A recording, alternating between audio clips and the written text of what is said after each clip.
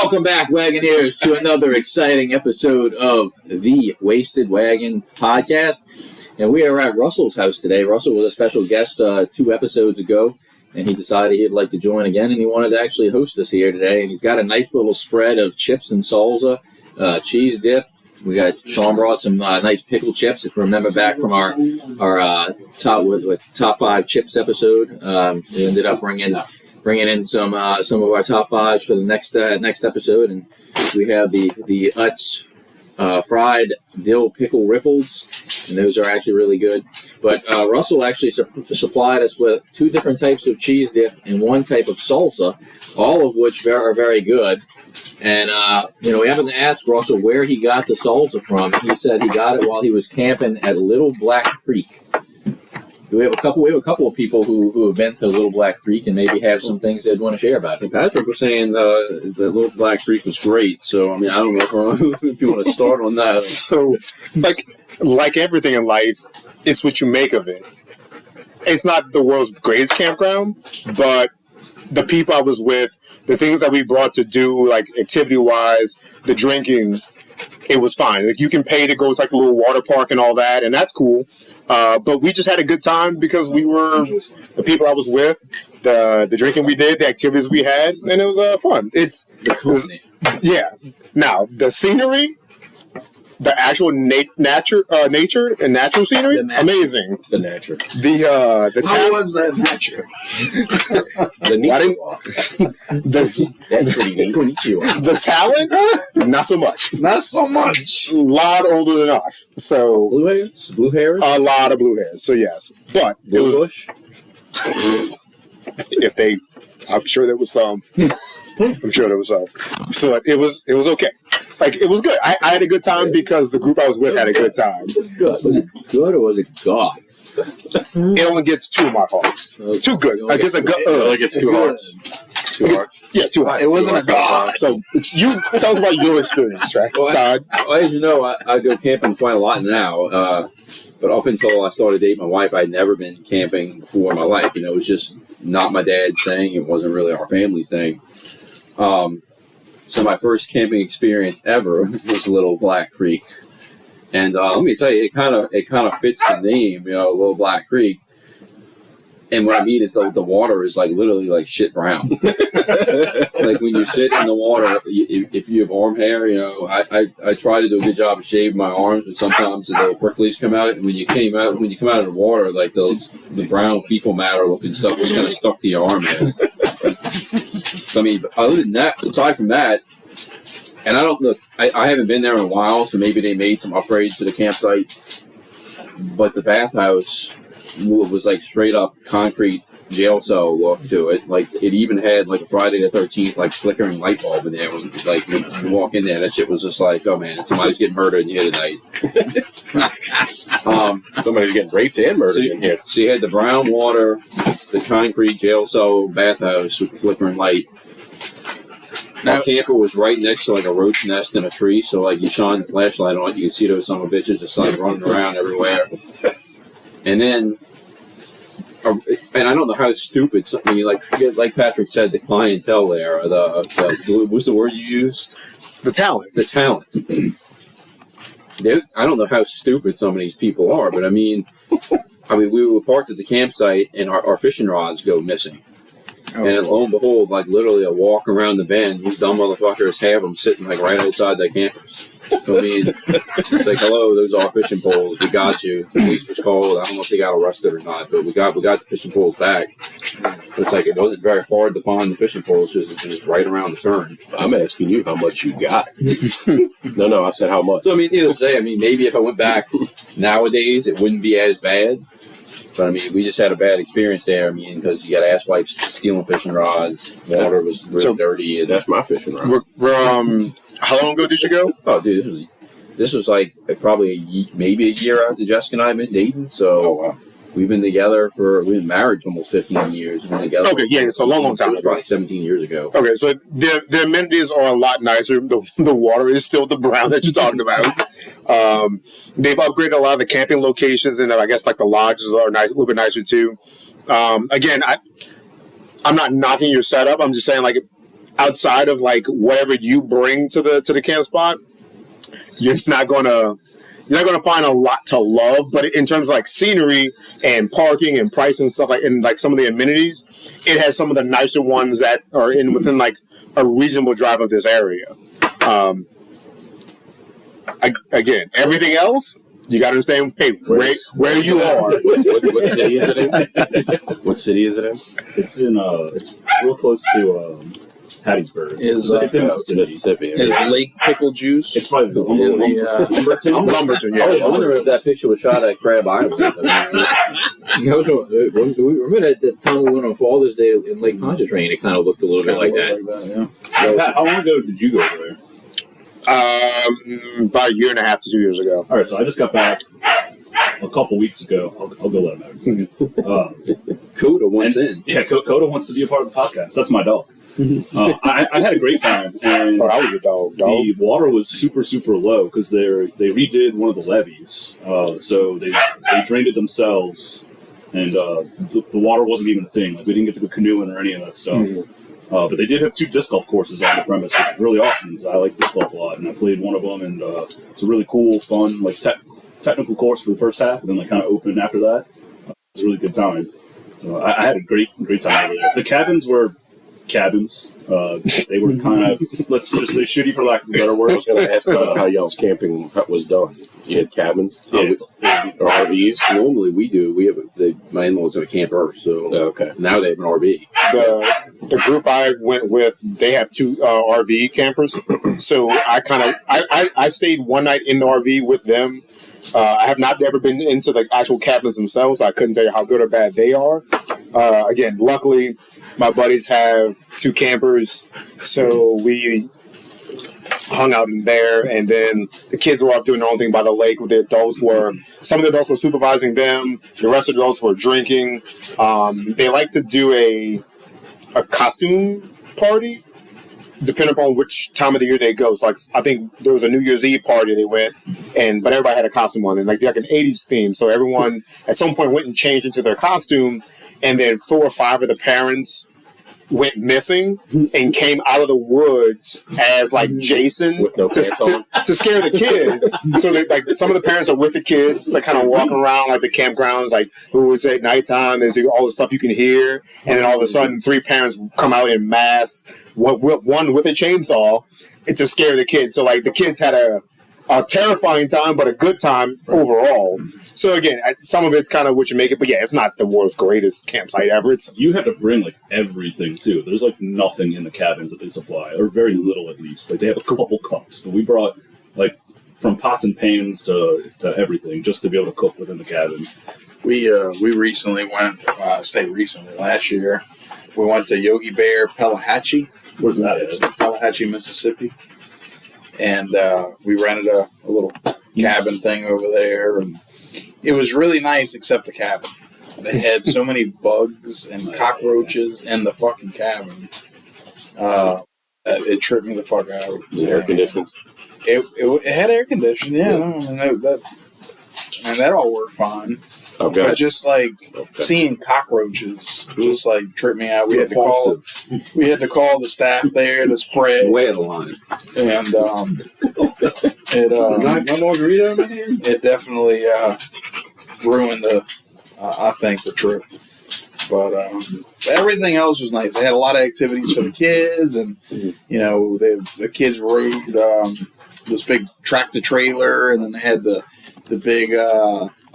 big fire hoses like splashing all the kids. That was cool, but man, the cabins. I'm just asking everybody's take on camping because I have 8 scout camping trips under my belt, and we sleep in tents outside. Yeah. But then going with the scouts, they have the big ass trailer with all the cooking stuff and all the supplies. So we eat like kings on those trips. So we don't have to bring any of that stuff. So that definitely helps. But yes, we are sleeping. One year, one of the nights it was like 28 degrees. Yeah. And I learned the beauty of sleeping bags that go down to like 0 degrees rated. And like I'm sleeping with all my clothes on except my shoes.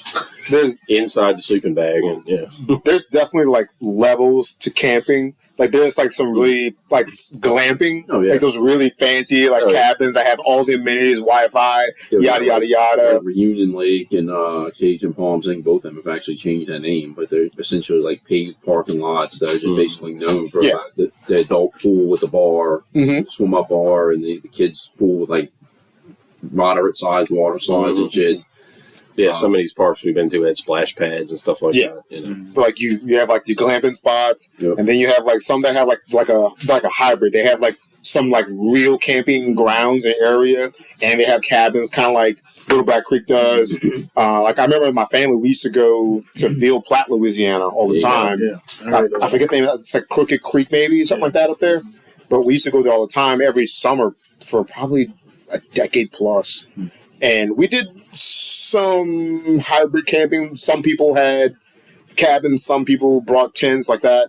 But it's definitely when you get to like the base level, like camping, where tent, sleeping bag, and all that, you need to, especially if you do want to do it more often, you need to invest in quality gear that will help keep you cool, warm, or cool when you're out. I personally like camping. It's fun to kind of get away. I really don't do it enough. It's nice once you're there and everything's set up, and also the sites where we can actually drive up and dump all of our stuff, where we're going to set up the tent is a game changer. You don't have to haul it across the campsite. And, do you bring like a little air conditioner and no portable AC unit? No, we don't. Some people have heaters. You can see them glowing in there. Disco light. But no, we bring some lights, lanterns, and things to put in the tent. But no, not like that. But no, our tent's pretty good. Of course, that could be a grinds my gears. As they say, it's an 8-person tent. We barely fit 4 people in it. Like 8 people's like ass to feet or head to feet. Sardines in a can. Yeah, fit 8 people in those tents. We went to Horn Island, I think last year too. Horn Island. Oh.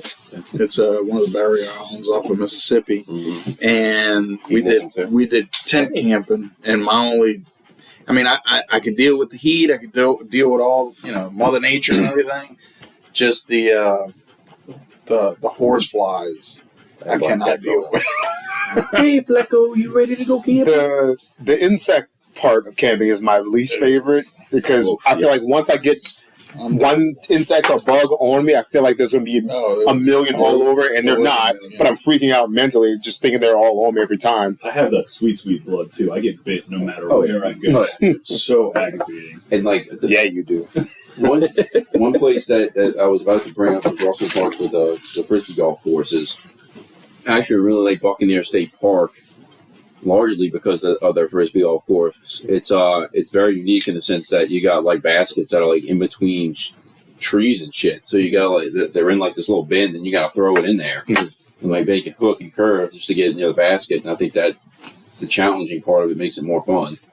The problem with Buccaneer State Park is the gnats out there, especially during like the summertime, especially after a good rain, will absolutely maul you.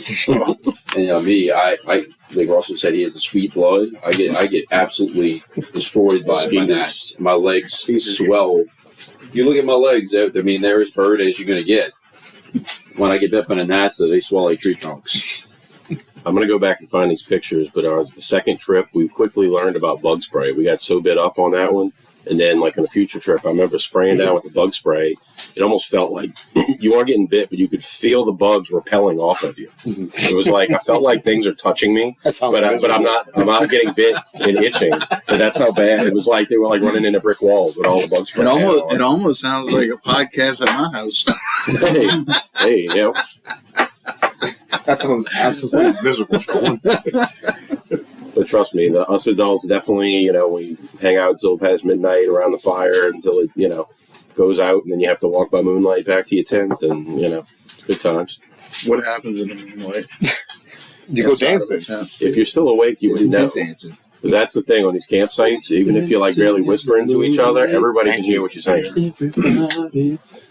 We could be talking this low at the campsite, like around the fire, and people in the tents like, I heard y'all talking last night. Like, God damn, we heard y'all are fucking in there. Voices carry. They absolutely carry on the campsite. Travis, you haven't said much about the camp life. Are you about the camp life, or I am not about the camp life. There you go. I think the I don't know. Travis, I think the one- actual camping trip. yeah, I think the only camping experience I think I've ever had, which I wouldn't even call this camping, was out at Cajun Palms out in Lafayette. Clamping. And man, that's like we had a nice cabin with air conditioning. I might have had a few spiders in there, whatnot, but that's kind of a given. But they actually had like a little mini water park attached to this place, so like I don't really consider it camping at all. But it was all right. I mean, it wasn't really my cup of tea, but it wasn't bad. Their swim out bar there is pretty good, and they actually like have one of the best frozen margaritas I think I've ever had. Have you been to Paco's Tacos? I have not, but I said just be able to Prickly pear margarita. Tacos. Frozen margarita. Prickly. Oh, Dude, shit! it's I need to try that amazing. now. We need to go to Paco's. It is Tacos. amazing. Wheezy. It sounds So- like, You sold me on. You sold me on prickly Sounds like a pear. plan. Prickly pear frozen I'm waiting margarita. for the prickly pear shiner to come back. Fuck. If I would have known, I would have brought Is it. that out yet? The prickly Yes. pear shiner? Yeah, I need to get me some. I love that. so? I mean, we've all on previous episodes we talked about places we have not been, some things we've not done, and maybe trying to go do those things with the fellas in the group. Travis, could we maybe talk you into a guy's? With the failures. Well, let's say this. I know Todd goes camping a lot because of his in-laws, and he may not have the same experience they do. So like they go, like they might really find it way more enjoyable than Todd because of the fact that it's mostly them with their friends. Mm-hmm. Where Todd, it's he's with his wife, which is not extreme negative, but at the same time it's with her. She's with her. Well, I mean, Wow. but she's also she's also with her family. Mhm. So at the same time, I could really see why that's not enjoyable for Todd. Now, if you went on, a group like, let's say us, and we all, wives welcome, girlfriends welcome, whatever, I do see where that would be way more enjoyable than going on on an in-law trip, I know what you're talking about because we've talked about that. It's fun with the kids and all, like Cub Scout camping. It's like, what do we do with adult trip? And of course, no one ever spearheads it. I mean, Jessica and I are actually going to do our anniversary's coming up. Our 15-year anniversary's coming up in May. We'll be in Tennessee for Camden's baseball tournament. So we're actually we're deciding to do just me and her anniversary trip in October, Disney World, which we've been talking about for years, pretty much since we had kids, that we really need to go back as adults. So we're finally going to get to do that without the kids in October. And that sounded It's perfect so when you said that 15-year anniversary, we're going to be in a baseball tournament for our son. That sounds perfect for a 15-year anniversary. Yeah. Y'all are doing it right. But I will say- It's in Tennessee though, so we'll be up in the mountains, and we'll be having there's a lot of breweries and distilleries out there. We're going to Dollywood too, I think. Well, I will piggyback off of Todd going for his anniversary trip. Heather and I actually did that 2 years ago, and originally when she told me we were going, I was actually a little mad at her because of the fact that, how can you plan a trip to Disney World and not think about the kids? So I kind of had that mentality going into it, and then when we got there and we were able to basically walk around freely, have as many beers in Epcot as we wanted to and not really have an agenda. As a matter of fact, on the last day, first day we did Epcot, second day we did Animal Kingdom, which are kind of the two lighter parks. And then the third day we did Magic Kingdom. We only did 3, so we didn't do Hollywood at all. But we went to Magic Kingdom, and it was so crowded that we just, decided to say, hey, let's go back to Epcot. And we went back, we, jumped on the bus, went back to Epcot. And had our kids been there, that would have been a problem. Like they would not have. Dude, this is They, amazing. they love. Don't get me wrong, they love Epcot, but they wouldn't have wanted to leave Magic Kingdom and they go do a second day at Epcot. So just to have that kind of freedom to make those decisions, I mean, it's the guilt left me pretty quickly once we got there. I think like most of the I know like me, Travis, Russell, and Mike, the kind of like the more frequent Disney goers can really say that the World Showcase out in Epcot is probably the best It's thing. incredible. And my kids hate it, so it's like I've heard they I get feel like I got to rush through it. No way. No, I'm thinking about the thing in the middle. What do they call that? Space Bird? No, I don't think they're ever going to get rid of that. They're going to refurbish They it. may refurbish it. Yeah, I and think change they're the planning to inside. refurbish soon. Refurbish. Which park has the Harry Potter? Oh, that's Universal. It's Universal. Okay. But that doesn't count as Disney, though, right? No. You know, Okay. Separate. I mean, By the way, I a lot just saw curious. that Super Nintendo World is opening in 25. and that's also part of Universal. I'll go to Disney World now. I want to I go to will Super be- I Nintendo will be World. going Well, there. Universal. It's Universal. But, Hey. you know, most people, when they go to Disney World, they incorporate a day or two at Universal as well. So, you know, so it's not like, you know. Let's see. I think when I Not was like they're four, not from when I each was other. 4, Universal wasn't there, and then senior trip we didn't incorporate Universal because we were on Okay, the senior so trip. I've been to Universal because I've been through the Harry Potter world and all of that and some of the other parts, but I've not actually been to Disney per se. Parts of Last the- time I went Really? to Universal, I went to Twister and Jaws, which I hear there's not there. Neither one of them. King Kong. Remember And King Kong. They have a new King Kong ride, but it's not quite as cool. It's more It's like still, it's still pretty badass. it's not bad, but it's more like a simulator than the Kong actually like fucking animatronic Kong reaching out at you, you know. Yeah.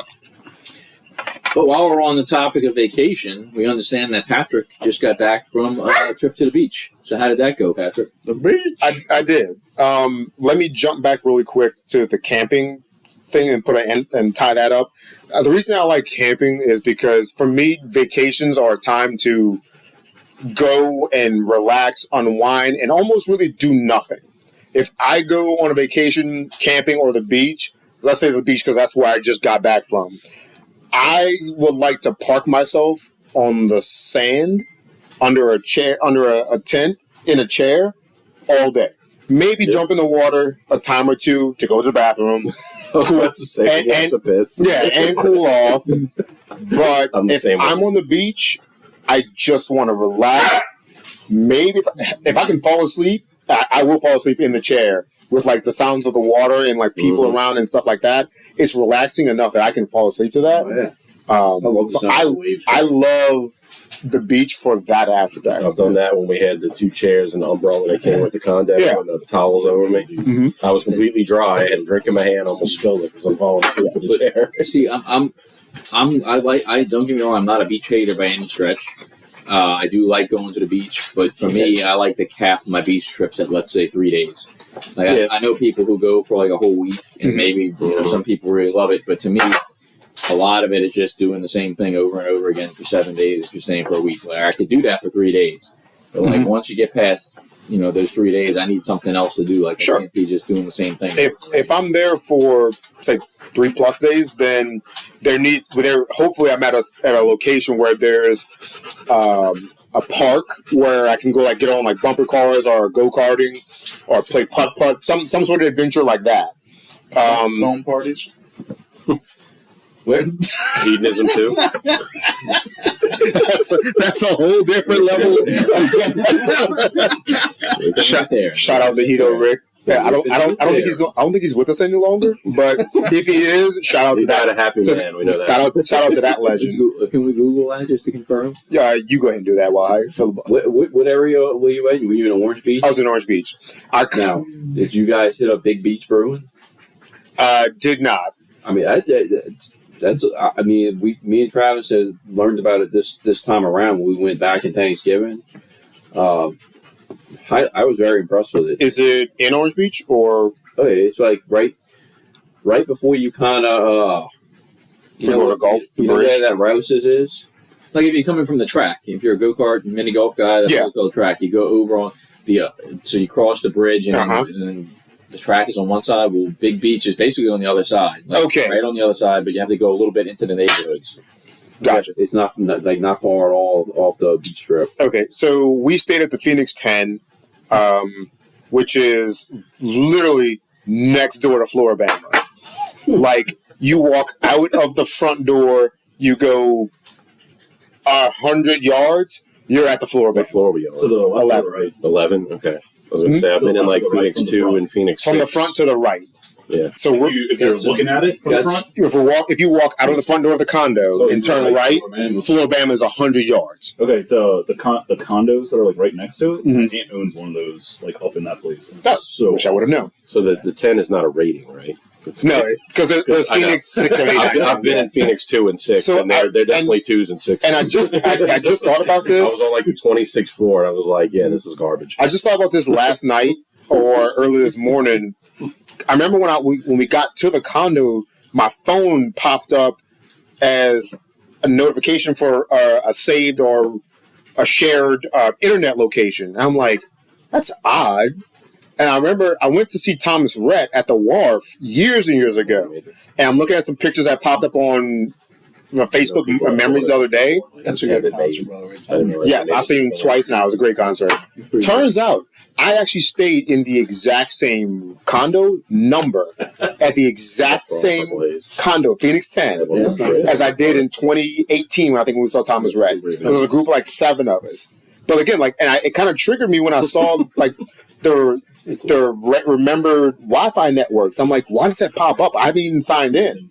And then I'm looking at our condo, and like they're all kind of decorated about the same because they just buy in bulk of a lot of things like beach, like patio chairs, paintings and whatnot. But I'm looking at like our chairs and this other area and where we were to Floribama. I stay in the exact same condo room. Number. You recognize the juice stain that you left? Bruh. No comment. That's maybe a different room. But I was like, that's neither nor there. But anyway, like splatter pattern on the wall. Going back to Travis's question about how I enjoyed it, Sticky bands. I got a decent amount of time to relax. But my buddy, it was his birthday, so that's how we went. So there's about 8 or 9 of us. So there's a lot of people, and there's a lot of going back and forth about what to do or where to go for dinner each night, and that's fine. I'm laid back. You tell me what you want. I'm good with it. Even if it's not something that I like, maybe in general, food wise, I'm gonna roll with it. I'll find something. So it was fun, but also stressful because there were so many big personalities trying to talk about what we want to do and make plans. I'm like, hey, we're here for the birthday guy. Like, let him choose. It's his. We're here for his weekend. Like, let him make the choice. But did he want to crush some puss? I experienced a little bit of that on my bachelor party. That's another story. Which that's a fun fact. That's my only time at Orange Beach. Yeah, it's funny. Well, it's funny that you mentioned Floribama because we got some pretty good memories from Floribama from Travis's bachelor party.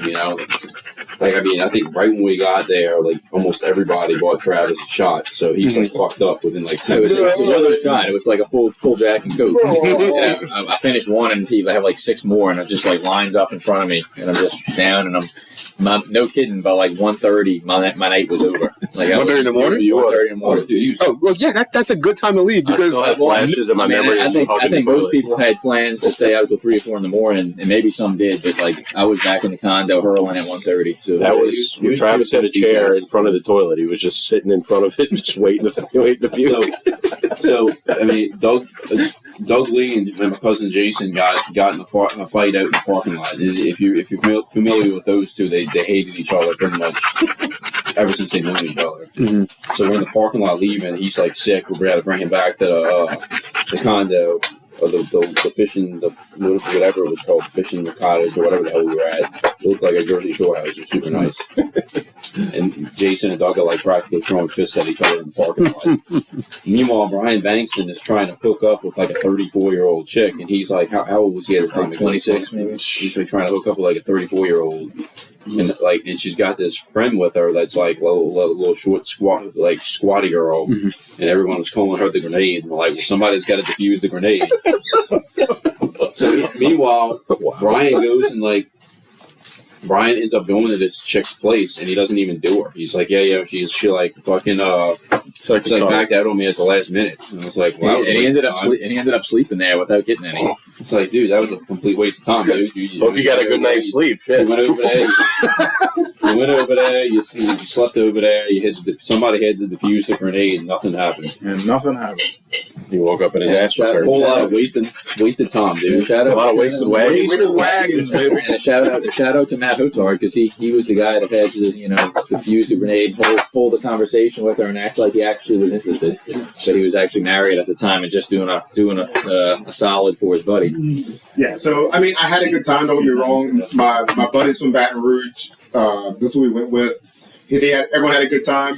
It's just it could have been a bit more peaceful and a bit more relaxing for me. But I did get some time in at the beach to kind of just unwind. I took a nap. I didn't. Yesterday I decided to go out and try to swim to the sandbar. doing the calculations. It was probably 150 yards out, and I haven't had to swim against the waves in probably 3-4 years, so I haven't really tested myself. So I'm not saying I didn't or died, but at one point I definitely got a tide coming over my tide, baby. I definitely got a tide coming over my head and buried me one time, and I was like, oh shit. So I'm under the water.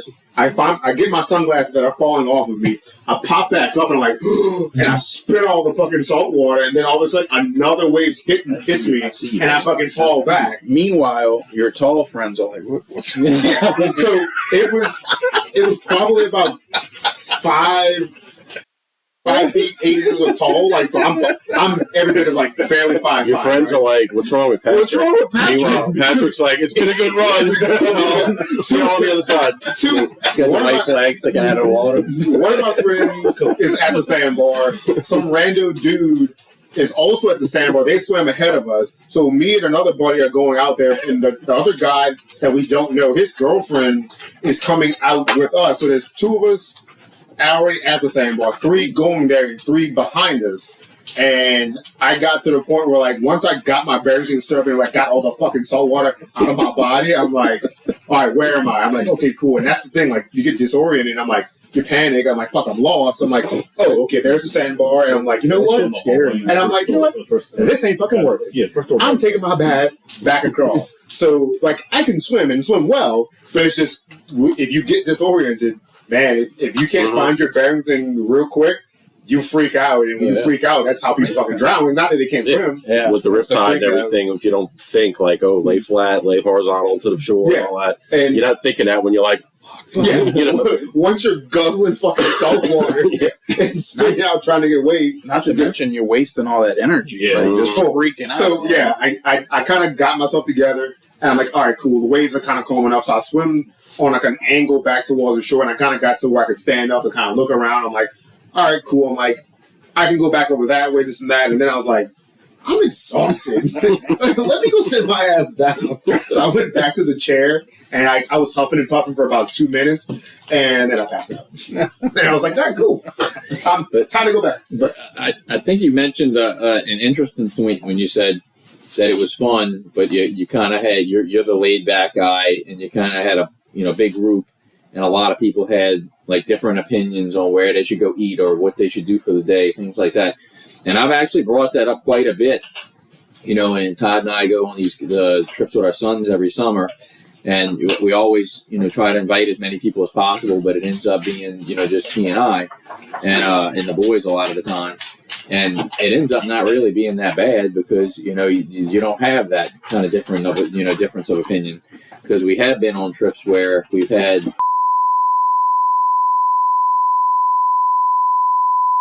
Anyway, I'll transition to the next topic since we've talked a lot about summer and summer vacations. I've been actually on a mission, Heather and I, on a mission trying to clean our pool.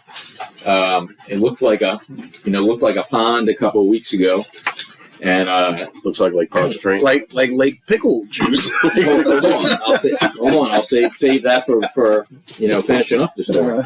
So no, it looked like straight Lafreniere Park duck pond. Oh my God. Probably like 3 weeks ago or so. Jeez. But now that the weather's getting warmer, it's time for us to start the routine of cleaning it out. And usually with an above ground pool, I don't know if you got to watch, Jamie and her do that over the years. But it requires constantly cycling out the filter in the pool. So it's kind of like down to a science. When we get working on it, it's like every couple of hours we pull the old filter out, hose off, put the clean one in, and it would throw some more chemical in the pool, and we'd put the pump on high and let it just kind of cycle.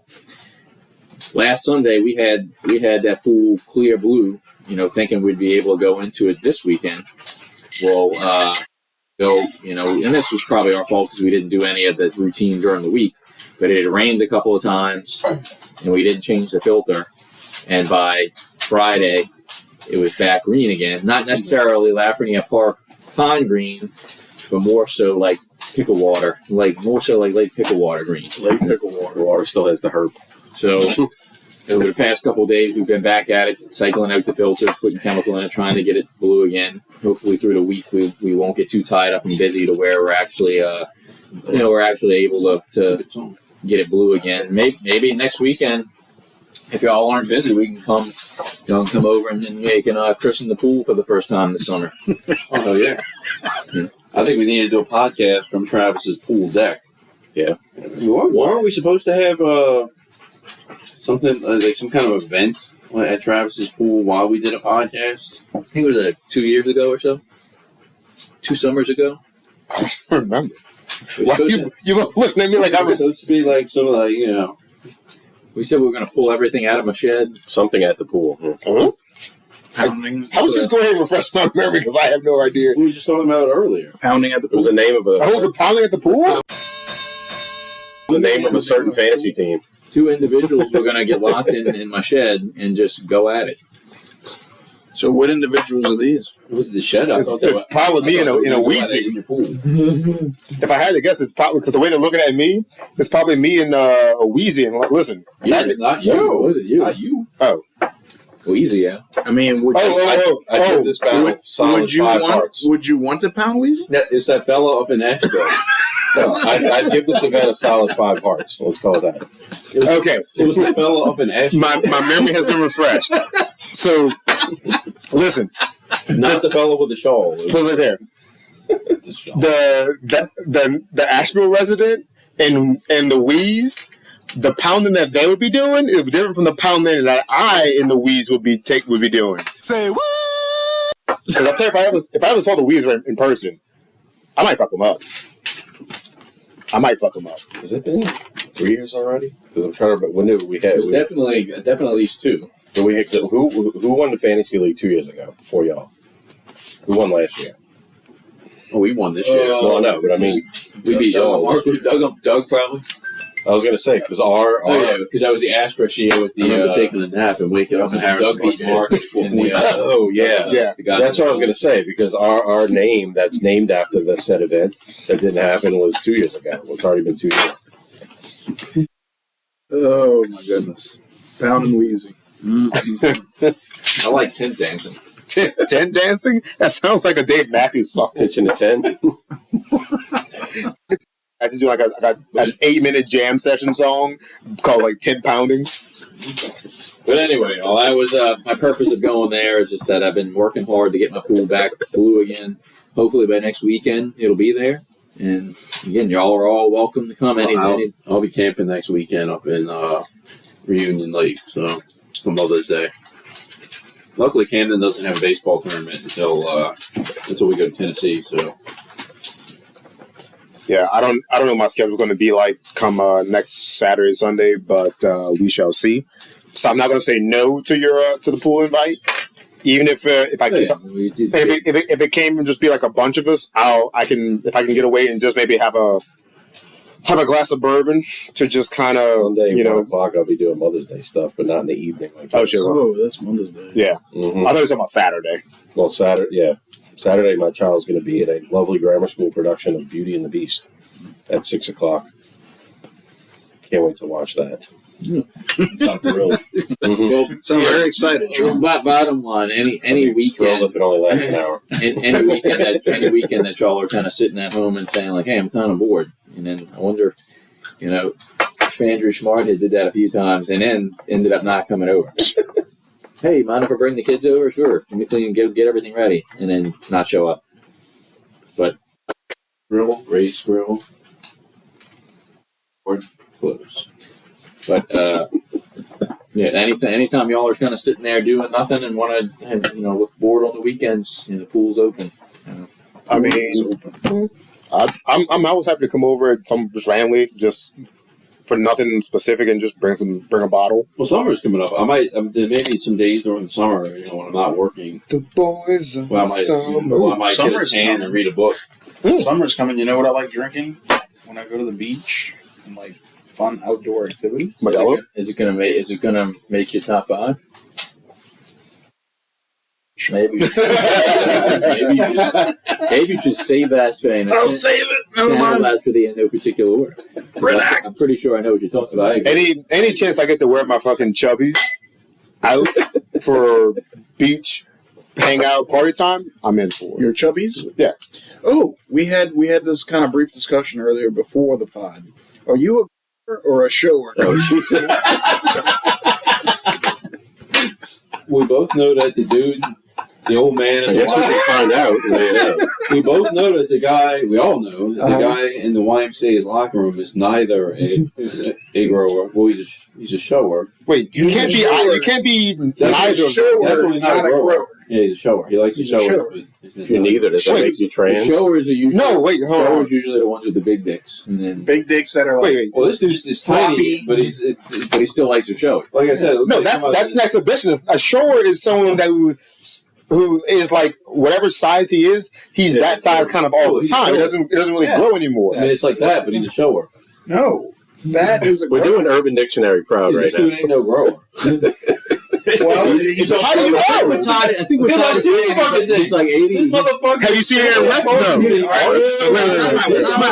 Time out. Standing there Tell us talking about to the me guy. like this, and his penis looks like somebody just punched it straight back into his fucking abdomen. Wait, are we talking about the same guy? But You've seen the same- but you don't know what it's like when he's aroused. Okay, He might be a grower. but he's also like 75, 80 years old, so he probably doesn't get aroused anymore. I mean, I don't know. Hey, they make pills for that.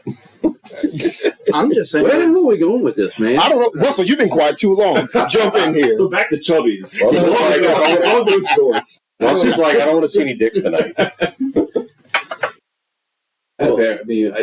I agree with you, though, Patrick. I have two pairs of I don't know if they're chubbies or if they're kind of like chubby knockoffs, but they're probably two of the coolest pairs of bathing suits. Do you wear a Speedo at the beach? Chubby Just, mosquitoes. No. You never did answer no the banana question, hammocks? Patrick. Are you a grower or are you a shower? I mean, that's pretty simple. You know what you are. I'm a grower. A grower. Is neither mean you're trans? You want to go around the table? Yeah, let's go around the table. Hi, my name is Russell, and I'm a grower. There you go. Grower. Travis, Grower. do the introduction and state your status. I'm definitely a grower. A grower. Certainly not a shower. Okay. Sean? I bring up that meme where it was like, guys, does it hang in one leg or the other leg? And it's like, that's bold of you to think it hangs in either hand leg. It hangs kind of in the middle. Doesn't really hang much, just kind of chills. Okay. Didn't answer the question. I'm still having a hard time understanding these definitions. Okay, Strap, Ty, let's break this down really quick. Time, eh? Okay. Ignore the fact that he likes to be naked and show off whatever he has. A grower is someone that has a penis that has whatever size, but then it grows to like whatever the final length is. And like it might start small and then grow to be big. I guess and it's all relative. Okay. Let's say he's 1.5 inches flaccid, and he's like 6 or 7. Is this a plan? That's a real generous. Like, It doesn't matter. It's not even on the agenda. Mike fucking just brings this random shit in here. Great teammate Mike strikes again. I think Mike just says and does whatever the fuck he feels. Yes. Listen, I'm trying to bring spice to this fucking. Listen. You pretty much brought We have enough spice on these rims right here. like the squiggly line. Hey yo. That's the episode title. Enough spice on these rims. So, like, What the heck is a rim jaw? this is actually like the squiggly lines of Channel 52. so like we're enough episodes into recording that characters are starting to kind of develop between amongst us, and some people are taking on personalities that are only in the podcast. They're not the same as they are in real life. Mike, you're kind of blending some of your real life into a podcast character. I don't hate it. I'm just saying the character you're playing or you're becoming on this podcast, I love, but you are also the worst teammate to other people. Okay. Well, I think we briefly discussed this on the last podcast, and I'm going to go ahead. Todd and Travis have been knowing me the longest. Mm-hmm. Am I any different on the podcast than I am in real life? Yeah. No, he was talking about dicks before we turned. And Mike, since I've known you, I can agree with that statement. What I'm saying is, you're entering a final boss stage of you. No, I agree. It's the older me. Yeah. Now I really don't give a It's the fuck. more mature Mike. It's the one that I don't give a fuck. It's like you're blossoming before our eyes into this person Yes. that who is the same as you are in real life, Sure. but on the pod you get to be a bit more relaxed and open and Big time. kind of let it fly, which is great. Big time. You just might drive someone into a brick wall though. Bad teammate. Quote unquote. Great friend, Bad teammate. terrible teammate, terrible person. All right, so since everybody went around the table, I guess I'll just say my last 2 cents on this. I am a grower, not a shower. Wow. So it's unanimous. This whole table is a bunch of fucking small penis motherfuckers. I don't really feel like I'm that small though, man. You know, I feel like I'm kind of You're still right where I need to be. You're still in limbo. You don't know what you are. Yeah, I'll take that limbo.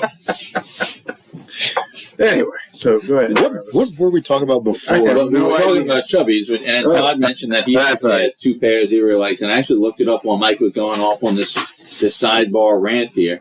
The brand that you have, Todd, is called Party Pants. Yeah, Party Pants. They're like, Oh yeah, I have one of those So too. for the record, chubbies are amazing. I think I own 11 pairs of those. I mean, I'm wearing some right now. yeah, you want this shirt is a chubby shirt. Oh yeah, and I'm wearing a polo. Polos are fantastic. Oh, This yeah. stretchy material is awesome. This is like one of the best golf shirts ever. I think I'm getting a chubby. So what are the chubbies? Sean's getting the chubbies are kind of like I meant the like shirts. little shorts, like they're really kind of like short They have bathing liners. suits. Oh, Kind of what Russell's wearing right now. These are chubbies. Yeah. So they make regular shorts, but they also make like beach / swim trunk type shorts that some have lining, some don't. They make, I think Russell said they make Speedos. They're Apparently making Speedos now. They make all kinds of stuff. They have like regular like button-up shirts and like casual shirts. They have casual pants. They're just not a regular full service like kind of clothing brand, but I think a lot of people got introduced to them as beach or swimwear. So they have one in and Jackson, some underwear. and I think they have them in like either Texas and like Tennessee. There's only 3 stores, I think, and then they have them online. Yeah. I'm not even going to say anything. Go ahead, Michael. Mike, why are you holding back now, Mike? The party. Yeah, when do you bite your tongue? So these chubbies, right? Are they the kind that have that secret little pocket for your nads? No, they don't. Okay. That's no. great. That's Hanes underwear, right? Yeah. You do know what I'm talking about. Yes. Shinesti has those. The brand called Shinesti underwear. Shiny or whatever. It's It's like like, a- Trying to see. Yeah. Shiny. Trying to I have Meat Undies, and I think Meat Undies has Yeah. They do have a pair like the ball pockets. I think. I I think that's what they call like it. those though. I have to try some. So like Oh yeah, Pat. How much do you like Meat Undies?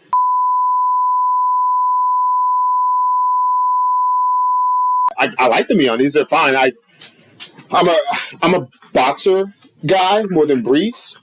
So I have a couple pair of MeUndies boxer briefs, and they're fine. They're a little, not that they're tight because of like in the crotch area, but they're tight in the legs. I prefer just the looseness of boxers and just kind of letting my shit hang. Your thing hang low. I just let it Mop hang. to the floor. Well, see, to piggyback Yeah, off but does it really hang low? Because he said he was a gross. I think he's a shower. He's being modest. No, why are we still on the grower shower topic? no. My thing does not look like that big on when it's flaccid, but it does grow to a decent size. So I'm a grower. Like I'm not some fucking stud 8-inch packing fucking dude. All right, I'm a regular fucking bro for the most part. Well, Patrick, out of anybody in this table, I would have assumed that you were a show. Wow. No, but see, here's the thing. What made you get that assumption? But sure, He's a strapping young lad. but sure has nothing to do with your actual size.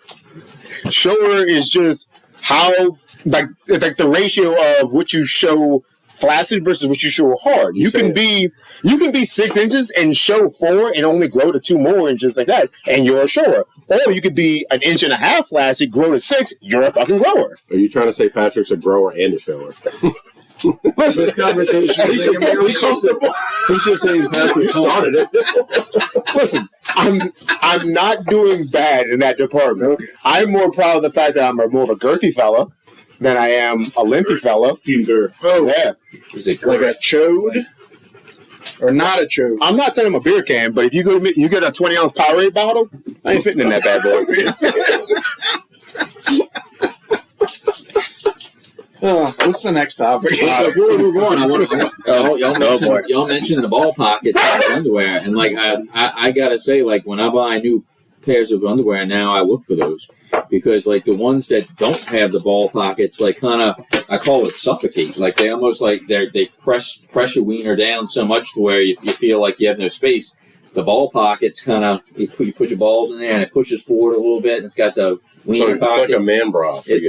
Patrick mentioned how. I'm gonna give me a But better. Patrick mentioned how he likes to wear boxers just because it's loose. But like I agree with that to a certain extent because like I don't like underwear now, boxer briefs in particular, that don't have the pockets because they kind of like suffocate your privates.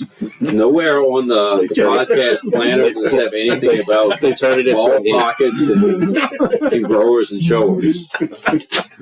We thanks, Mike. We've gone way off the grid here, fellas. Just wait. This was a pre-topic. That got So what's everybody drinking?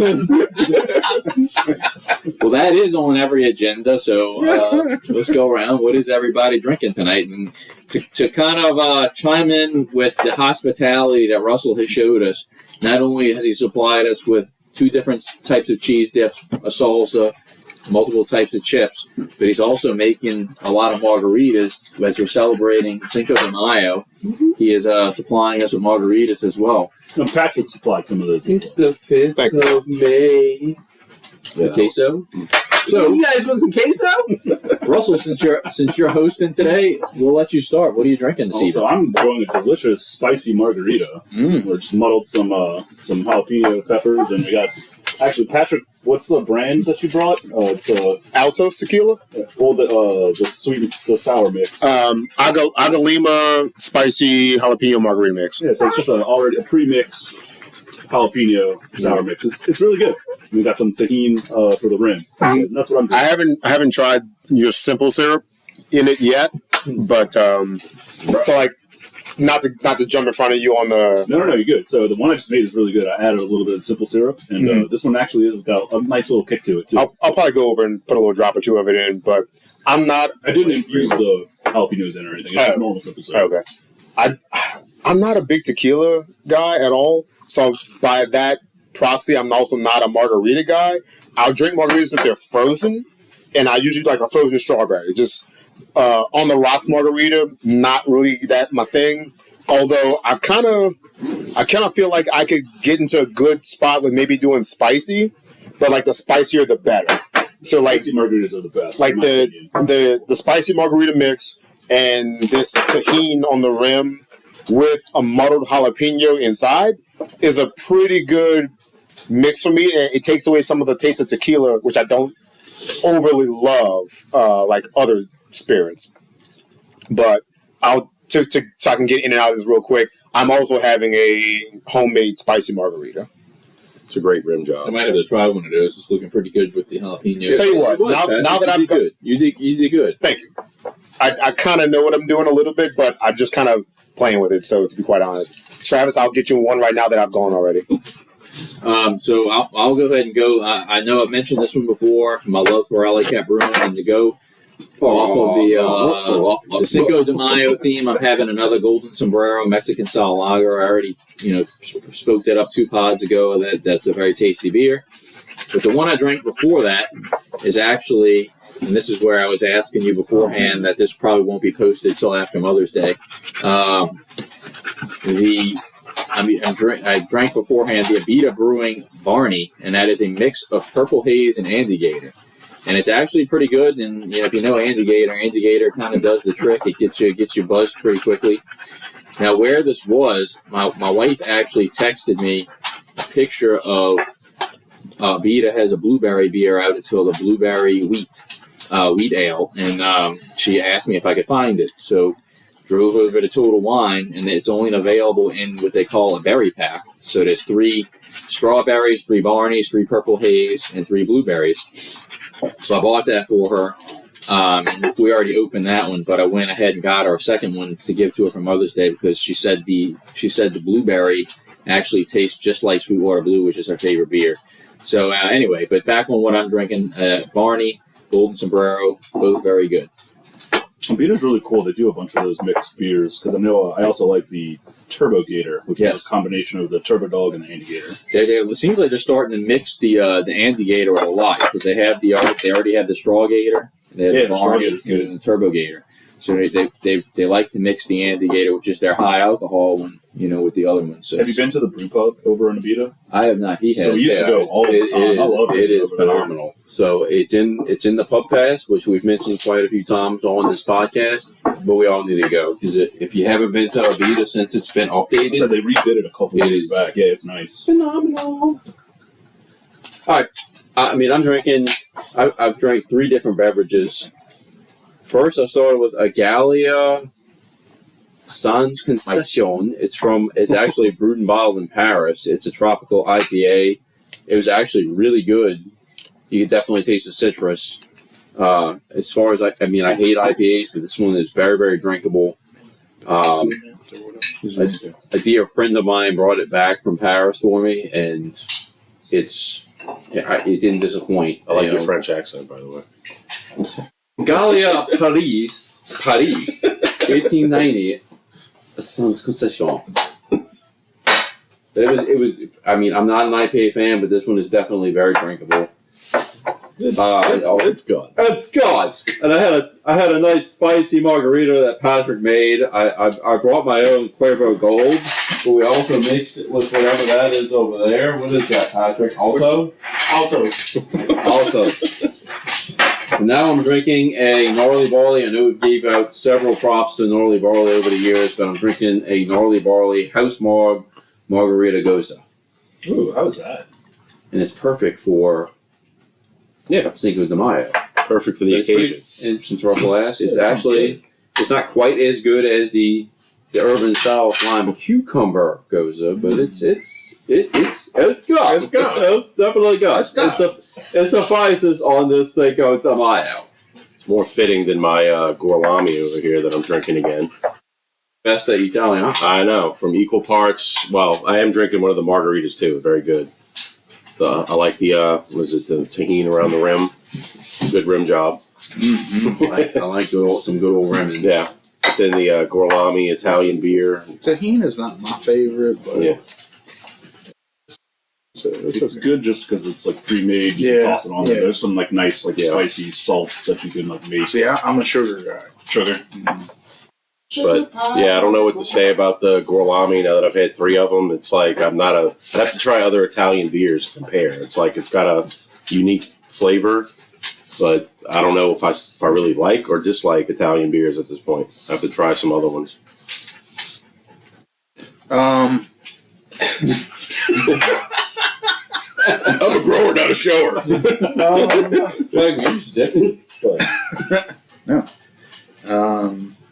Yes, I'm drinking Modelo. Especial. Just, good old trusty. Had a 6-pack in my refrigerator, and I said, man, fuck. It's Cinco de Mayo. Yeah. Let me whip them up. So that's what I'm drinking. I had a few sips of the margaritas, and very good. I like the spicy one better. The tequila in it, I'm not a big fan of. The Altos? I don't know. Which one did you have? I think I had one of each of the Magenta and one Alto, so you've had one of each. Okay. Yeah, I'm more of a Patron tequila. And look, I'm not being snobby. Yeah. I really am not. It's just I'm not a big tequila guy to begin with. My wife is. I'm not. But I don't know. They had a weird little aftertaste that You want me to yell out irony? No. You know what? I'll say it. Mike Ortiz, you don't like tequila? No, I mean, it's okay. It's not like... Do you think your wife would like a Gorlami? If we're going to be all technical. Maybe. I mean, who knows? Could be. But no, I'm drinking the Cerveza Modelo Especial from 1925. 1925. It's been aged 100 years. Quality. That it? Yeah. I think we all went around.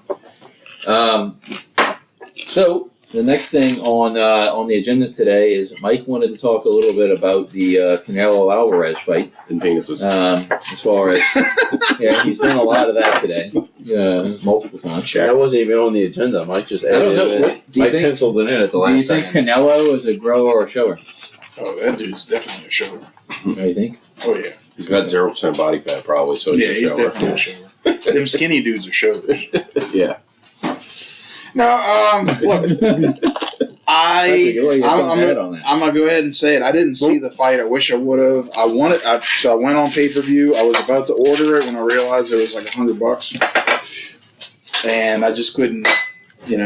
Boxing matches are $100. Yeah, it's crazy.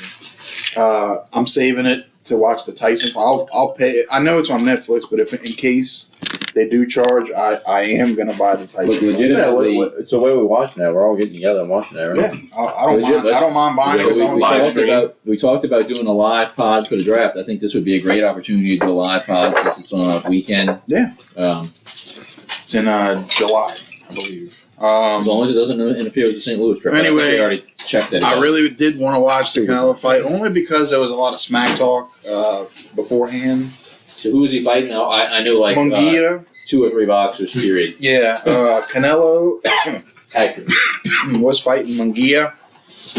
Canelo used to be with Golden Boy. I know Canelo boxing. from the Tecate commercials. Yeah. Go ahead. He's pretty badass. He's a champion. He had that big rivalry a few years ago where they had like 3 fights with he and another guy. Yes. I forgot his name. And he fought his majority of his career with Golden Boy, with Oscar de la Hoya. And they had a falling out years back, I think in like 2019-ish. And there was a lot of trash talking that's been had like since. And this go around, I don't know if it was because they trying to, the publicity type thing, just trying to beef up this fight to get more pay-per-views at $100, or not. But the trash talk, the smack talk was at an all-time high with that. Canelo, actually, Oscar de la Hoya started off the press talk with basically saying, why did Canelo, start talking shit about him while he was in rehab, and it just kind of spun out after that. Canelo basically said, "Go fuck yourself," which It's a proper response. it is a very proper response. But again, how much of it is just the publicity, just to amp up the fight? I don't know. But I don't know. Things got hot and heavy at the presser, and basically Canelo said, "Well, let's go fucking duke it out" to Oscar de la Hoya, which Oscar de la Hoya in his old age, How old? He's like 60 in years his old old now? age would definitely. Does he still look like he's But 25? hey, but if Mike Tyson can come back, I mean, I guess anybody can come Does back. Oscar de la Hoya still look like he's 25? He's like 65. He has a young looking face, but Surgeries. with the surgeries for sure.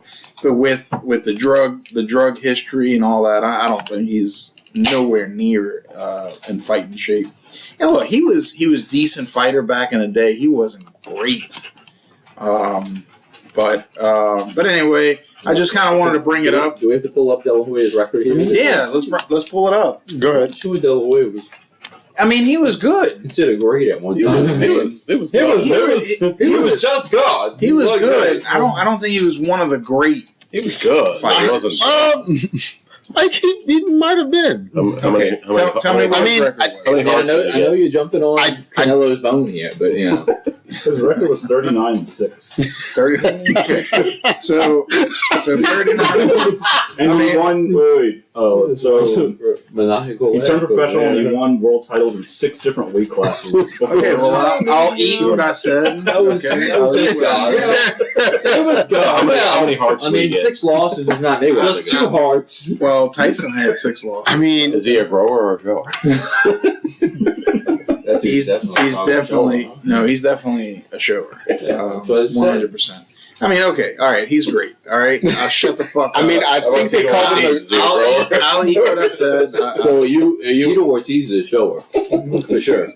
Yeah. I mean, he's called the I Golden can Boy for confirm that. probably a good reason. So he's great, but not anymore. Okay, and I want to make that clear. He's not great anymore. Oh boy, I'm gonna tag. He's Oscar a De La boxing Hoya and listen to producer. him that Mike is calling him out. He's a boxing producer, and he's good and everything. It's not But annoying. Like the trash. but anyway, look, the fight happened yesterday. I just wanted to bring light of it. Who won? Canelo won. Okay. I think in the 4th round, he knocked Munguia down once, and then I think it went to decision at the end. So I'm going to be honest. I haven't really watched a lot of boxing in years, and there was never really heavy boxing watch by any stretch. I do remember getting like the Mike Tyson fights, like when he fought Lennox Lewis and things like that. But yeah, like I could probably name. I'd be lucky if I could name 10 boxers off the top with my two hands. We're not doing a top 5 boxers list. I don't even know. Fruit of the Loom, Haynes. Boxers. But just to remind you all, boxing was the thing before the UFC and all that. Wow. I mean, that was like the big. There was the big thing. back in the day, like especially when the heavyweights were prominent. You had Holyfield, Riddick Bowe, awesome.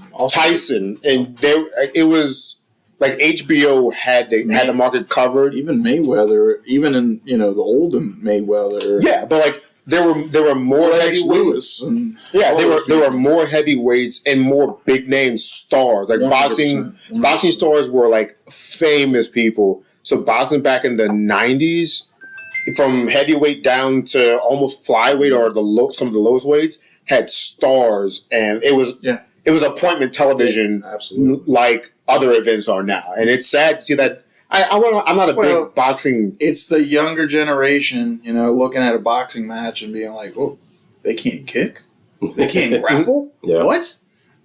So it's that. And you also look at the gloves too. They're like, they got big pillow big gloves gloves, compared to right. the tiny gloves. Where knockouts are more common. Do you think it's a generational thing? 'Cause I was going to ask as far as like I like boxing a lot more than UFC. Yeah, and me too. Like I don't care about UFC at all, or MMA or any of that stuff. I mean, look, I got into UFC in like the very beginning. It was How good the dips were. It was something new and everything, but at the end of the day, I respect more of a boxer, like a true boxer. I don't know enough about each of them, but It it seems like there's a lot more strategy and technique in the boxing. But let me ask you I this. could be very wrong. Yeah. I mean, I don't know. Who do you like better, Mike? Canelo Oh shit! or Tito Ortiz? Well, Tito Ortiz for sure. Because he's your cousin. He's my brother. You weren't blessed with the same downstairs genes as him. No, I was not. He is definitely a shower, and we've seen it multiple times. So you checked it more than once. Yes. Just make sure. Yes. It pops into my head. I do a little Google search. Tito is hung like a horse. There's no fucking denying that. Well, he was banging Jenna Jameson for a while, so it had to be packing something. Well, he's diseased now. I'm pretty sure it's like 12 inches, but I don't know. Who's counting that? Sounds like you are. How do you impress her when she's seen how many in her lifetime? It's like that she can pick just one. I mean, I don't know. They're not still together, are they?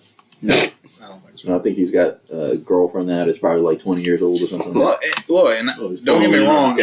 When I got into the UFC thing, like I semi-followed some good people, but I don't want to take away anything from the boxing world because they do have some pretty serious, boxers. And I think it is like generational, like you said, because a couple of guys I worked with that were like in their early 50s, they were like, I was surprised how much they were into boxing. And then they said when MMA started, they got into that too. But boxing was like OG for them. Like I remember at my household, like every fight, my dad and my uncle like pay-per-viewed, and like we would have family members over just to watch the fights, and it was like growing up kind of thing. Yeah. Like it was just different. I can't say we The two guys I'm talking about hearing them talk about boxing, it was like I didn't know that many boxers existed. It was like they talking like how I hear people talk about MMA. But it's recent. It happened yesterday. I just wanted to bring that to the topic. That's all. Not that I watched it, but I wish I would have. But too expensive. Well, before we move fully on from sports, Todd shared a nice picture in the group text earlier about The Orioles. Our baseball teams are the top two teams in the American League right now, as far as the Orioles sitting at number 1, Congratulations. and the Cleveland Guardians are sitting at number 2. So I know it's not really my place to brag, but Todd and I have withstood some pretty shitty teams in our lifetimes following these two franchises, so it's pretty nice to see them off to a good start. Now, I'm not fully sold that the Guardians are going to be able to keep it up, but I think Todd's team's got something a little special going on right now. So What are their records? 22-12 for the Guardians, 23-11 for the Orioles. Yeah, I mean, I think the Orioles have a good shot at making a deep run in the postseason, if not winning it all. I just think their pitching rotation needs to stay healthy, which has kind of been an issue. Kyle Bradish and John Means both came back from injury. Cole Irvin really has stepped up and has been pitching great. So if he can just kind of fill in when those guys are injured, that would be a big improvement. Obviously, you have Corbin Burns just constantly doing his thing. Grayson Rodriguez is a solid number 2. Solid number 2. I mean, is it far enough into the season to really tell? No, because they play 160 games. It's still pretty early, but I mean, I think the only thing that would really disrupt the Orioles' flow would be injuries. The Orioles do play in a tough division, but they have the Yankees right on the heels as always. But Injuries. Because you are bringing back memories of the Yankees are the only team I'm worried about, really. Because I mean, I think the Red Sox are as overrated as they come. The Rays are kind of at the bottom right now. Blue Jays and Rays are kind of slipping a little bit. Fuck the Blue Jays, fuck La Guerrero.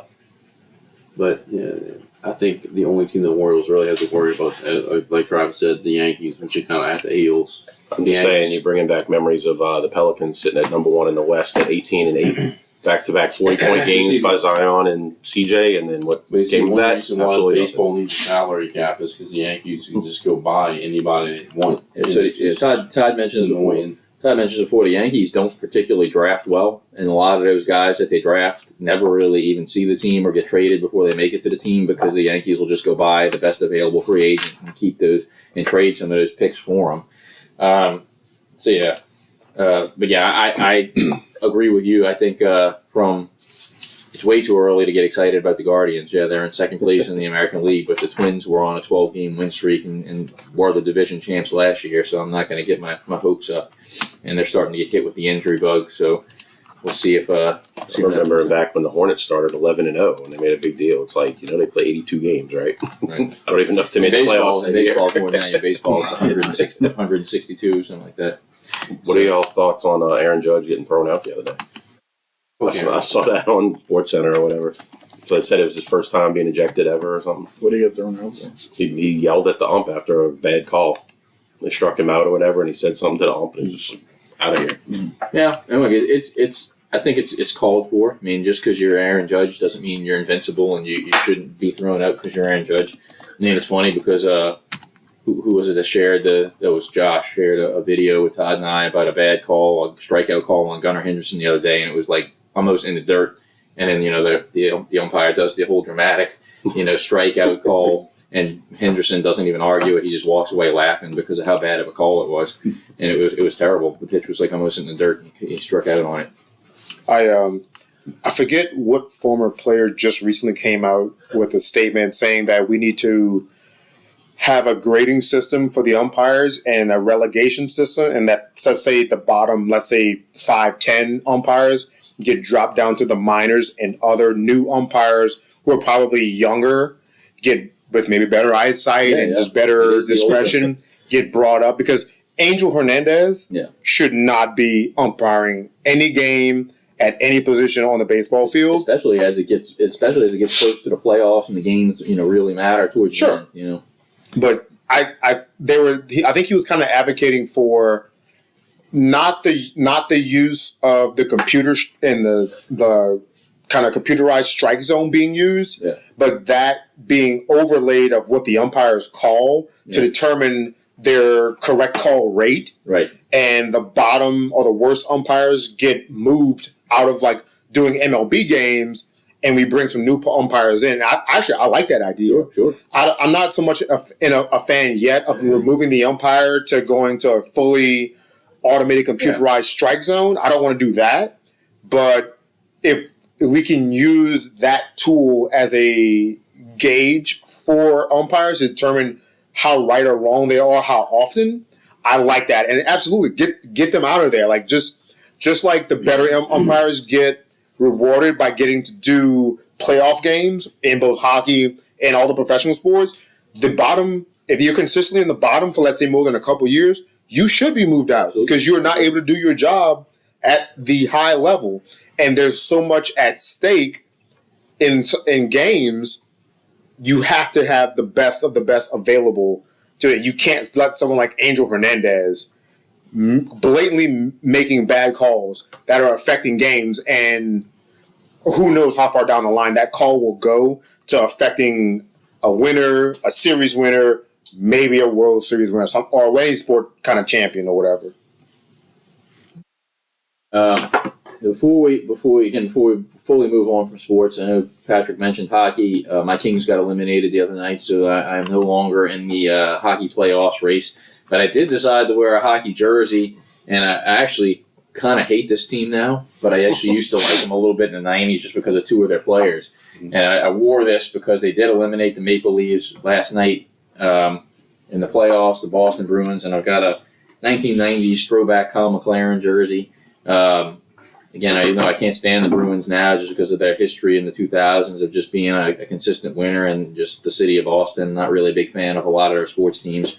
But they did have Cam Neely and Kyle McLaren back in the 90s, and there's probably two guys that would make my hockey top 10, if we did a top 10. But I am sporting a very cool, from DHgate, they still haven't disappointed me on professional hockey jersey, old throwback Kyle McLaren jersey.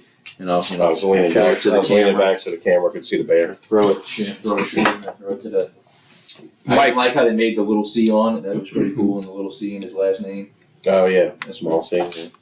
So, very cool jersey. But now that the Kings are out, I don't really have a team that I'm particularly going for. DHgate. So that leaves just two of us, maybe, with Mike. How are your Golden Knights doing? I quit watching. They forced the game 7 last night, so they're tied up 3-3. Well, let me give you an update. I am the only one with a team left in the Stanley Cup playoffs. They lost 2-1 to the Stars tonight. Cool. And the only reason I'm bragging about this is because my other team in baseball, the St. Louis Cardinals, are 4 games under 500 right now, and they fucking suck. So my Avalanche are all I have right now going on. At least the O's are at the top of the American League. I'm happy for you. I would like you all to become an Avs fan for my happiness right now. If we're going to talk about Mike having the Knights left, or used to have the Knights left, he needed to cling on to the Knights because the Anaheim /Los Angeles Angels.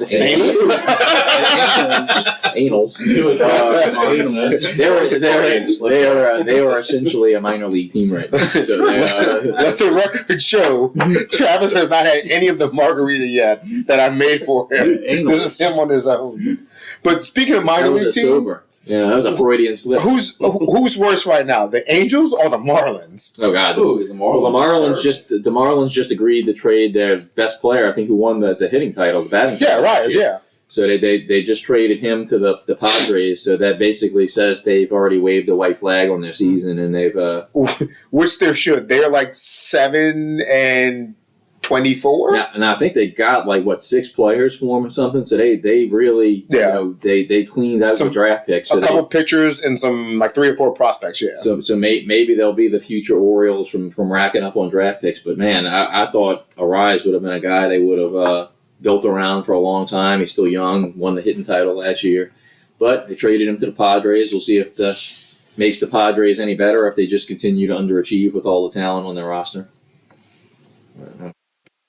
Since we're jumping around sports, what do y'all think about NBA playoffs without LeBron, Durant, Steph Curry, and the Bucks got eliminated? I'm not a huge NBA fan, but I like what the Timberwolves are doing. Yeah, I like my Anthony Edwards is one of Carson's guys, and I like what the Wolves are doing right now. The Pacers upsetting the Bucks, knocking them out as a 6 seed. I would probably venture to guess I watch more basketball than maybe anyone at the table. Sean maybe a little bit. Watch about as much as me, maybe. Russell's been quiet for a while on the sports front, so I assume he does not watch too much. Sports ball. Yeah. We and you hear a lot of talking heads bringing this up right now. We are at the point where the old guard is officially being pushed not out of the league, but to the second tier, almost like gatekeepers. Yeah. So LeBron, Steph, KD, they're still great players in their own right, but they are not. I don't think they're the face of the league so much anymore. When you have stars like Anthony Edwards, Doncic, Devin Booker, that are Shea Gilgeous-Alexander. Yeah, Suns are. You could say Zion too. He when he's healthy, Yeah. There's not many players better than him or more electric. So you're in a weird mix where the older players who are really super talented and superstars are still playing at a high level. They might not be on winning teams anymore or teams that can really compete, but the young kids are officially here and they're talking shit to the old players. Like, hey, like Anthony Edwards straight up told Kevin Durant, he called him an old ass expletive and then swept him out of the playoffs. Yeah. The Nuggets they won the championship last year. Nuggets already lost to the Timberwolves. Yeah, and so Jokic and Murray are mid high 20s, 27-ish, something like that. They're the middle tier, though, the bridge between the young kids. But the young kids are starting to or in a sense, starting to surpass them in some ways. So it's a great time if you don't watch a ton of basketball to find a young player to watch and follow and get behind, because you'll be so impressed with it. Like Travis, I tell you, or anyone, go watch Anthony Edwards play basketball. He will make you forget about not so much about Steph Curry, but LeBron and some other players. He put up 40 on the Nuggets. Yeah, in great fashion. Go watch Jalen Brunson play. Oh, yeah, and these are players. And the Knicks are hot right now too. Yeah, and the best thing about these players, they don't have the diva with them. Yeah. They're young, they're hungry, so they want to play, and they play a lot, and they don't miss. So if you want to kind of pick up basketball and get more into it just a little bit, go watch Doncic play when he's healthy. Kyrie is still giving you good play, but SGA from the Thunder, Anthony Edwards is electric.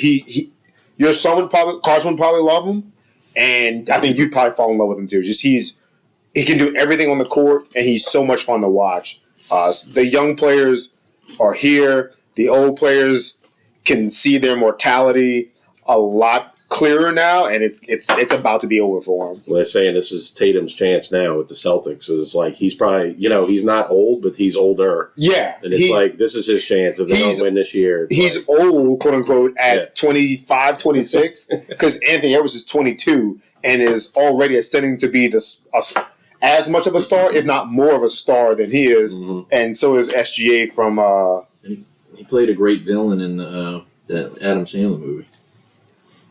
Hustle. Who? Anthony Edwards. Oh, Edwards, yeah. He was the villain in Hustle. Kermit something. Shea Gilgeous-Alexander is playing a great villain in that AT&T commercial right now, because that thing is fucking annoying and it fucking sucks. What a pro wants, what a pro needs. Yes, It is probably the most annoying commercial right now Why did they leave Giddy out? Giddy's Because he was hitting the boot while I was here. Because Giddy was doing things that were not He was hitting a little more than the boot. He was hitting them underage girls. allegedly.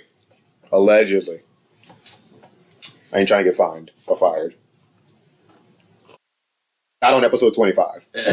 I can't name a player on the I'm Cavs. just kidding. We love you, Giddy.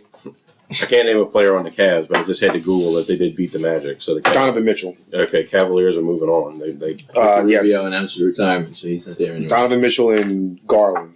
okay. Grayson Allen And- still there, though. He's on Phoenix, though. Yeah, but He's Phoenix got booted out. Yeah. Grayson Allen is a player who no one liked because of the shit he did at Duke. But I liked him because he was kind of that asshole player. That says a lot. But I give him this. Does that surprise you? No, not at all. He's kind of changed a bit of his image, and from being that douchey Duke player to who can play ball in certain spots, he's actually becoming a pretty solid player. Well, his son's just on like a 4-year extension. And I think he deserved it. Because he's rounding into a much more complete player of sorts, and he's doing less of the douchey things that people disliked him for. And then the Pacers have what? Halliburton. That's their guy. Halliburton is their big star. Yeah. I was just He's saying he was still alive. another one that's going to be around for a long time. Yeah. So Celtics, Cavs, Pacers, Knicks, Thunder, Mavericks, and Timberwolves, Nuggets. That's what's left. Yeah, I'm very interested in some of the NBA now, just because of the young stars, because they are so fun. Like, and I keep bringing up Anthony Edwards. He is electric, and he's probably. Is this a love letter to fucking? You know what? Fine. It sounds like I should pin one. It sure as fuck is. You guys give me shit all the time. About my love Here we go. Donald. I love you, Ben. I mean, Anthony For some Edwards. reason, Biff hates you. Biff's not here today, though. I love you, Ben. But here we go. Patrick with Anthony Edwards. This is going to be in the next Twitter post. His love letter to Anthony Edwards. Yes, he's fun. He's electric. If you don't even love basketball, you Ben watch McDonald is electric as a commentator. Hey. different kind of electric. Hey, Anthony Edwards was great in Top Gun and ER. Wrong Anthony Edwards. Okay. Well, he died. Did he die in both? I think he did. Yeah. He definitely died in Top Gun. Yeah, he died in ER too. He had a brain tumor. Yeah, he had like cancer or something. His tongue was bleeding. I remember that. But was he Dr. Green? He was the bald dude with the glasses. I don't know Dr. Green. He was in Revenge of the Nerds. He was no Edwards. Anyways, Anthony Edwards, the pro basketball player. Patrick is pinning a love letter to. Fine. You know what? I will take that. And I yes. take my letter to Ben McDonald. I have no problem with Ben McDonald. Biff did though. Biff What's was Biff? That's Biff, and Biff's not Biff here. was in some kind of mood that night. I don't know.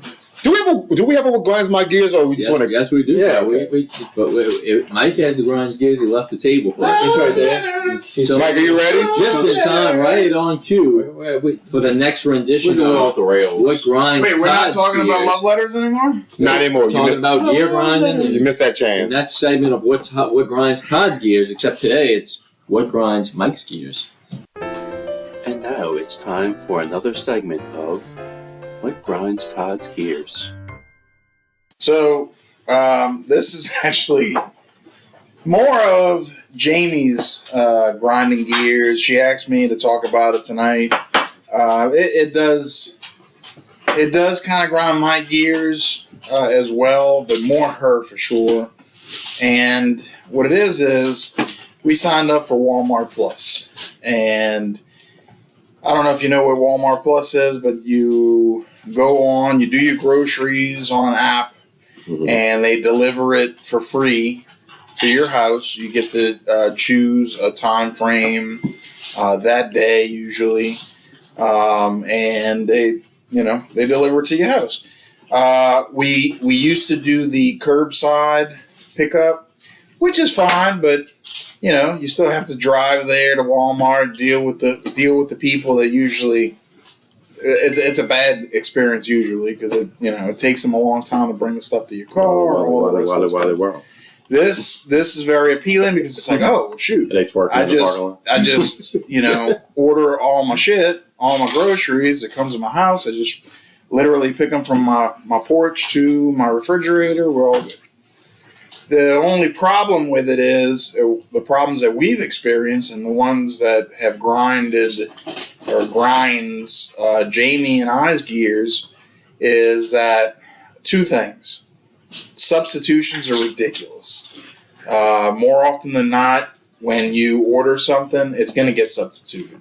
For today, for instance, we wanted the roll goal, the little mini pretzel. You got full pretzels. No, we got the equal. What is it? The Walmart brand, store brand, the store brand. Which I guess it's not a huge thing, but it's like, man, when you want a certain thing, like that's what you want, you know. They do tell you about it, that they had to substitute it, but it's one of those things that comes in your email, and if you're not on top of your email, it doesn't come across text messages. No, Why not to us anyway. But if you're not on top of your email, then you don't know about it, you know, until later, kind of thing. They're like, sir, we don't sell that here. It's Walmart. Right. But the biggest issue that we've had is you order all these things, and it comes to your porch, and you go start unbagging everything. Half of your order doesn't come, and they don't tell you about it. That they do not tell you about. So like half the things you paid money for? Or? Yes. And so literally you have to unbag all your shit, look at it, and make sure and count from the app and like, okay, I got this, I got that, I got whatever. And the stuff that you don't get, you have to go back and do like a refund type thing. Because they don't tell you they didn't bring it. I don't know if they forget. I don't know if it gets lost in translation. I don't know what's going on.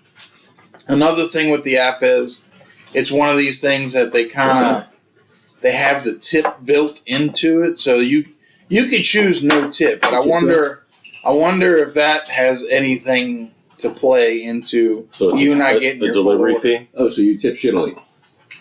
Yes. It's free Definitely affecting you. free delivery, but we're going to charge you a tip. Like, okay, so that's a delivery fee. Again, you have the option of what to tip. You could choose 0, but maybe that's what's going on. You know, maybe a low tip, you don't get your shit. They don't tip, they don't get roll gold. Right. So I don't know. I don't know if that's what's going on. I have noticed though, Sundays, if you ever order something on a Sunday, like that's your guaranteed. Your shit's gonna get fucked up. Well, that's because the place has been picked apart by Sunday. Absolutely. Do they get deliveries But on look, Monday? I get it if they tell you, hey, I don't have this, you know, we're not going to charge you for it. I get that. Okay, well, you think, you know, your inventory says you have so many, you get there and the last motherfucker came around and just grabbed it off the shelf. I get that. Okay? What I don't get is you get charged and then you start counting all your stuff. They don't ever tell you, hey, we didn't deliver it. Yeah. You know, and if it's not up to you being like on top of it, then you're just going to pay for it and not receive it. Well, so yeah, they're at least they substitute. Some of the stuff they substitute, that's fine, whatever. I mean, it sucks, but at least you're getting something, right? Right. Yeah. It's the ones that, like, you're supposed to have milk and no milk comes, you know? Well, I was going to say, not that I've done those pickups that often, but it never fails. Like, anytime I've tried to do, like, Target pickup or whatever, it's like it never fails. I get an email, like, they basically can't find it in the store, and it's like, too bad we don't have it, even though it said it was in stock on the website. Same exact thing. How hard is it to keep, you know? I mean, that I can add that to Grinds by Gears. If, like, any Rouse's or Target, any of those places, like, say you buy a bunch of fridge packs of drinks, right, and there's like 4 different types of soft drinks, they'll tell you to just put one up on the counter. It's like, no, they're all different. Right. Like, how do you keep one? What if they're different prices? And then 2, how do you keep track of your inventory if you scan 1 pack of Diet Coke and I have like 3 Mountain Dews up here? How do you know that I just bought 3 Mountain Dews if you scan 4 Diet Cokes? So yeah, man, that's you pay $100 a year for the service, and like we're ready to like cancel, to be honest with you. Yes, and that's what I was going to ask you. So where do you go from here? Do you go back to go back to shopping regularly? What do you do?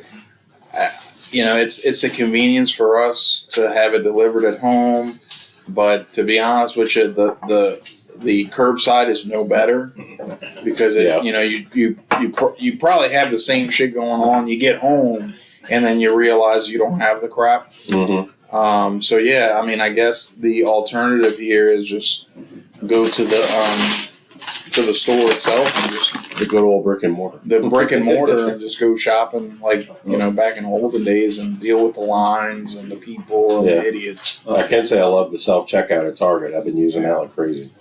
It says like 10 items or less. I'll go there with a full basket. I don't care. Now to add to all that, that was pretty much the Walmart issue that I have. I have another issue. And you kind of mentioned something along the lines which made me think of it. Mm. I went to Home Depot not that long ago, and they had Roundup. Mm. You buy one, get one half off or something like that. Okay. And I don't know if you know, but Roundup is fairly, pricey. Yeah. And so I go to the self-checkout, which at Home Depot, it's a self-checkout, but it's them scanning your shit. Mm. And so I go, and the one that's half off is like in a different bottle. Like it's the refill bottle. You get that half off if you buy the regular Roundup. No, it's not the same exact product. So what does the guy do at Home Depot? He's being lazy, and he just scans the first bottle twice. So it rings me up, $60, and I'm like, $60. It's like, I'm thinking I'm gonna pay like $35, and it's $60, and I'm like, what the hell? And I'm like, dude, you scan the first bottle twice. You're supposed to scan the first bottle and then scan the refill bottle, and then the computer automatically, calculates the new price with the promotion. Mm-hmm. Well, he's arguing with me, oh, no, I scanned the thing, blah, blah, blah. I'm like, no, you did not. You scanned the first bottle twice. Are you a fucking idiot? I hate to be mean to these people, but, probably what the fuck? Yeah. So he's round and round with me. Mm-hmm. And I'm like, dude, time out. All right? Like, I had to talk like that. Like, it's kind of embarrassing to me, that I'm having to deal with this in front of other people. It's like, time out. Yeah. Delete that. Okay, delete it off the screen. So he didn't want to, but he did. So he deleted it, and then he scanned the first bottle. I was like, all right, stop. Scan the second bottle, and guess what? I got the promotional price, and I'm like, look. Look. So that's truly my grind, my gears. The first one was more my wife, but that was my first one, and it never fails at Rouse's. The second you put in the second fridge pack up on the thing, like, oh no, you only need one. I'm like, I've got 4 different things down here. What do you mean I only need one? So it's very annoying. That was my first grind gear segment. Well, Donnie Rose towered over Brandon Cooks in the commercials. What does that say about Brandon Cooks? He's short. Is he a grower or a shower? Probably slower. He's probably still a shower. Episode, right? But all I have to contribute off of that, Mike, is I know I got really fed up with Walmart during COVID, and that was pretty much my breaking point. And I sell wore a mask.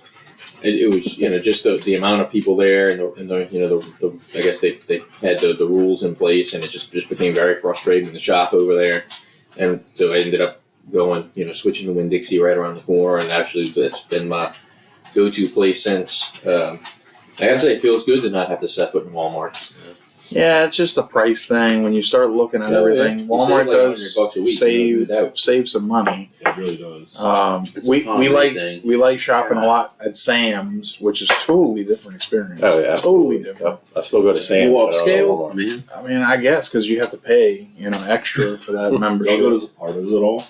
That's my top. That is the grocery that we use. So we drive all the way. Where I kind of like DoorDash. Comes in the clutch over. We drive all the way from my house to go do grocery shopping at Zapardo's. Absolutely, I think it's the best grocery. It is the best. All the registers are open at all times. It's insane. I've never waited in line over there. Never. Never. 100% Zapardo's is the place. Wow. Me, Travis, and Brian Bankston used to work at Spartans. This is before. That was a different time. But yeah, when it was, Yeah, it was an old school building, Way before forestry done, renovations. and I could say, fuck those guys. I've not heard great things about the Zapardo The old one family, was very, but- well, the old one was very dirty. And I know now it's probably a lot, nicer building, a lot cleaner. But I go there often, and I know they run a tight ship. Yeah. you had that lumberjack their looking fellow employee. with the mustache. What was his name? Bob. Yeah, but He's probably dead too. if I can buy the toiletries and the shampoo and all that stuff, and not spend a fortune at Zapardo's, I'd be buying it there. Yeah. But that's where Walmart comes in. I go to Costco for all that Yeah. stuff to buy in bulk, and just, I used to be a Costco member. now that I'm by myself, I have so much shit. I used to be a Costco member, and then the problem with that is the neighborhood it's just so sketchy. I work right down the street, so it's really easy for me to go there. So, but anyway, that's what Anything non-food stuff or, that you can get off of Amazon. I usually do it on Amazon now. yeah, I don't know. That's- Things like toiletries, vitamins. and that's why Amazon's putting people, businesses away because Mm-hmm. it's so convenient. You never have any issues getting your shit. If you do have an issue, it's so easy. They refund you the money. You reorder it, have it the next day. I was done with Right. Walmart years ago when I couldn't, because of the lines and all that stuff, and my frozen foods were not frozen when I got home. I had ice cream that was melting in the back of my car. It's why would I buy this here? It's just also it's another convenience part to it for us because it's down the street. Yeah, well, I don't have a Walmart that's really that close to my house. And then, I remember it was 10 items or less line, and it was a family that walked up with a basket overflowing with stuff. And then the lady, the cashier, was like, "Oh, no, baby." She's pointing at the sign, and she's like, "Y'all know better. Get out of my line," or whatever. And then they pull and they're like they don't speak a word of English. And it's y'all knew what you're doing. Y'all got in the short line, the 10 items or less. Get the fuck out of here! Yeah. Fuck out of here. What's the matter? Get the with you? fuck out of here!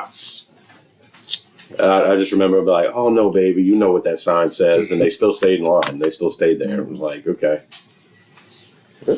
All right. And on that riveting and informative and complaint-filled what grinds my gears, boys, wagons out. Wagons out. Wagons out.